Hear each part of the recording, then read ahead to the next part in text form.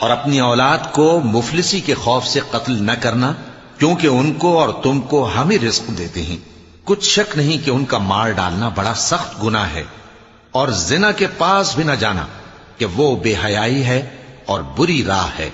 اور جس جاندار کا مارنا اللہ نے حرام کیا ہے اسے قتل نہ کرنا مگر جائز طور پر، یعنی بفتوائے شریعت۔ اور جو شخص ظلم سے قتل کیا جائے، ہم نے اس کے وارث کو اختیار دیا ہے کہ ظالم قاتل سے بدلہ لے، تو اس کو چاہیے کہ قتل کے قصاص میں زیادتی نہ کرے کہ وہ منصور و فتح یاب ہے۔ اور یتیم کے مال کے پاس بھی نہ پھٹکنا مگر ایسے طریق سے کہ بہت بہتر ہو، یہاں تک کہ وہ جوانی کو پہنچ جائے۔ اور عہد کو پورا کرو کہ عہد کے بارے میں ضرور پرسش ہوگی۔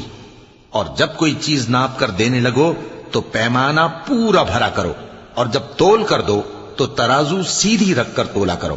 یہ بہت اچھی بات